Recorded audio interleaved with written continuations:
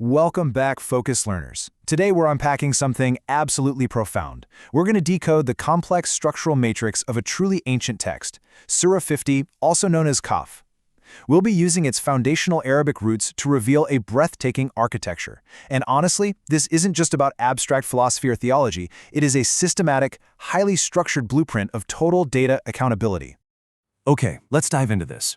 Have you ever really thought about what actually happens to our personal data, our thoughts, our choices, our actions, when our physical bodies eventually shut down? It's a massive modern anxiety, right? I mean, we literally build huge, energy-hungry server farms just to preserve our digital footprints. But what's so fascinating is that this source text directly addressed this very modern anxiety centuries ago, framing the universe itself as the ultimate inescapable preservation system. To understand exactly how this works, we're going on a macro to micro journey today. We'll start with the cosmic data record, then move into the human surveillance apparatus, followed by the rupture of denial, the reassurance for the aligned, and finally, total data accountability. Section 1. The cosmic data record. We really have to reframe how we look at divine knowledge here. Think of it less as a mystical concept and more as an infallible data retention system. Notice how verses 4 and 6 through 9 specifically assert that the earth doesn't destroy human bodies. It simply diminishes them. The text reads, "We have known what the earth diminishes from them."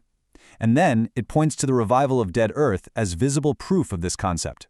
The ultimate record isn't just lost when we turn to dust. It's perfectly, permanently preserved in the cosmos. The linguistic anchor for this is just fascinating. The Arabic root alm, or alima, literally means comprehensive, perfect knowledge. The text explicitly pairs this perfect knowledge directly with the concept of diminution, the physical decaying process.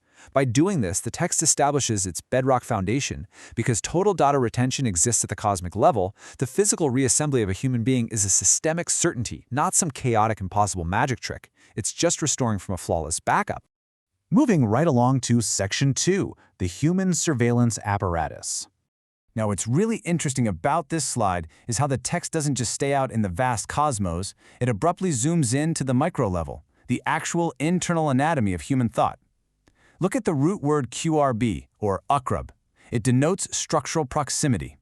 The text flat out states the creative system is closer to him than his jugular vein. This completely shatters any illusion of distance.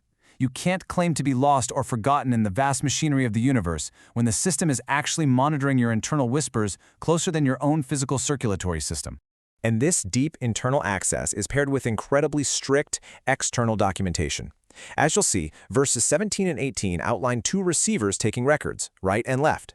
Then verse 21 steps it up, stating that each soul arrives with a driver and a witness. This demonstrates a rigid, dual-layered recording system. It's an inescapable chain of custody over every single human action and output. Nothing slips through the cracks. Which brings up the root RQB, or Rakib. It means active, vigilant observation. The text notes there's an observer prepared for literally every uttered word. But I want to clarify something absolutely crucial based on our analysis of the source. This surveillance isn't framed as some malicious, tyrannical punishment. Not at all. It is presented as a completely neutral, unrelenting documentation of reality. It is pure, empirical data logging. All right, Section 3, the rupture of denial. So, what exactly happens when the logging stops? Well, we hit the threshold of reckoning, the startling moment of physical death, where the temporal, daily record suddenly flips into an internal reality. So the crucial point is found right here in the roots Kashin F, or kashafa, meaning to uncover or expose. The text says, "We have removed from you your cover, and your sight this day is sharp." The transition into the succeeding state, the akira, doesn't magically create a brand new reality to punish you. It simply pierces your cognitive blindness. It rips the blinders off and exposes the reality that was already there the whole time. This perfectly exposes the true nature of the denier. The root kafara defines someone who isn't just innocently ignorant. No, it describes someone who actively and deliberately conceals or rejects the reality of the divine system. And the text reveals the stark consequence of this. Actively blocking out truth doesn't just mean you were wrong. It generates a systemic retribution of intense existential confinement. It literally results in a severely narrow existence. On to Section 4, reassurance for the aligned. But remember, the system is perfectly balanced. How does this structural matrix account for the people who actually acknowledge and align with the system during their temporal lives? Well, it results in strict binary outcomes, and this brilliantly illustrates the divide. On the left side, we have the kafir, the active concealer who ends up trapped in severe existential confinement. But look at the right side, the sabr shakur, the patient and thankful one. This person maintains systemic alignment and, as a direct result, experiences secure expansion. These two reciprocal outcomes are driven entirely by human choice. It's really vital to know what patience, or sabr, actually means here. The source text analysis shows it's not just passively grinning and bearing it. True patience is remaining in systemic alignment despite intense temporal pressure and distractions.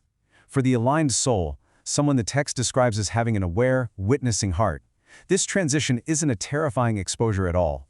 Instead, it provides immediate, intrinsic reassurance.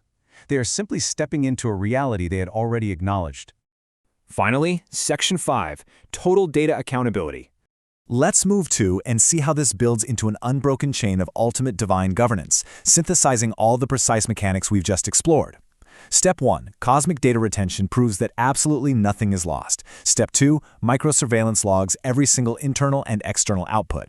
Step 3, the physical super uncovers the site and presents the raw data. And Step 4, the outcomes bifurcate into either confinement or expansion.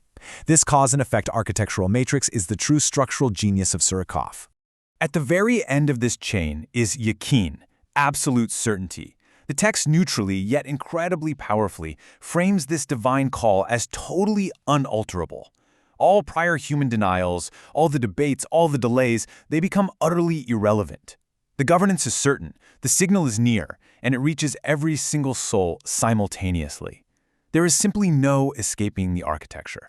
To quickly summarize our structural analysis, let's review the core mechanisms we've covered: total data retention, inescapable structural proximity, unfiltered exposure, and binary outcomes. The foundational takeaway for us today is that this ancient text systematically dismantles the assumption that death causes any sort of interruption in identity or memory.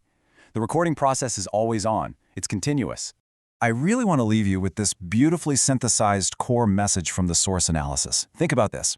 The transition into the succeeding state, the akhirah, is simply the sharp, unfiltered exposure of data that an individual spent a lifetime attempting to obscure. It is the ultimate data retention system brought to its final, inescapable conclusion.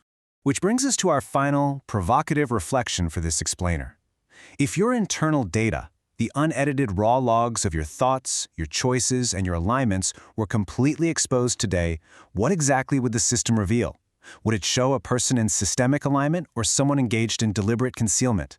It's a profoundly deep structural logic to wrap your mind around. Thank you so much for diving into this incredible text with me today. Keep learning, keep analyzing, and I will see you in the next explainer.